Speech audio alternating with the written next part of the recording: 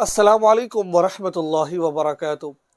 सवाल पूछा जाता है, मौलाना साहिब, अगर कोई औरत हालत हमल में हो तो क्या वो रोज़ा छोड़ सकती है? हमल चाहे 2 महीनों का हो, 3 का हो, 4 का हो, हामिला औरत के लिए रोज़े का क्या हुक्म है? ये मसला समझ लीजिए कि हालत हमल में औरत रोज़ा रख सकती है कि नहीं रख सकती, या फिर उसको इजाज़त है रोज़ा छोड़ने की। पहले नंबर पर तो आप ये बात समझ लीजिए, अगर हामिला औरत है, वो हमल चाहे 1 महीने का है, 2 का है, 3 का है, अब इस मसले के ऊपर औरत का एतबार नहीं किया जाएगा। मिसाल के तौर पर वो ये कहे कि भाई अगर मैं रोज़ा रखूंगी मैं कमज़ोर हो जाऊंगी, बच्चा कमज़ोर हो जाएगा, ये हो जाएगा, नहीं, इसका कोई एतबार नहीं, क्योंकि ये डॉक्टर नहीं है, ये अच्छे मुआलिज नहीं है।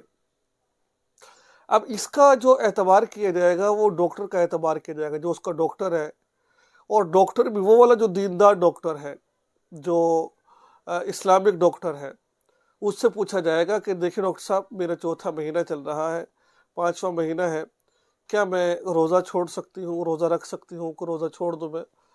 उसका एतबार होगा, यानी कि डॉक्टर का एतबार होगा। अगर डॉक्टर कहे तो आप जो है ना इसको रख ले, कि डॉक्टर क्या छोड़ दे तो छोड़ दे, ये आपके डॉक्टर के ऊपर है कि वो ज़ाहिरी बात है, वो आपको जो मशवरा देगा अच्छा मशवरा देगा। अगर उसको पता होगा कि भाई 2 माह का हमल है, 3 माह का हमल है, कोई नुकसानदेह नहीं है, कोई मसला नहीं है, तो कोई बात नहीं, रोज़ा रखें आप। अगर डॉक्टर कहता है कि भाई नहीं नहीं, अगर रोज़ा रखेंगी तो आपकी जान को ख़तरा है, आपके बच्चे की जान को ख़तरा है, तो फिर आप रोज़ा छोड़ दें आप, ठीक है।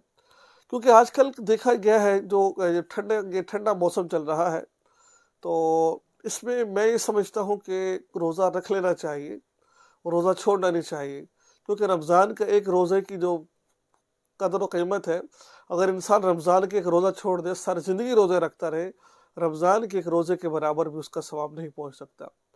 तो ये था मसला, कि अगर तो वो ये समझता है कि रोज़ा रखने से जान जाने का ख़दशा है, बीमारी बढ़ने का ख़दशा है, बच्चे को ख़तरा है, तो फिर छोड़ दे, अगर नहीं तो फिर रोज़ा रखेगी।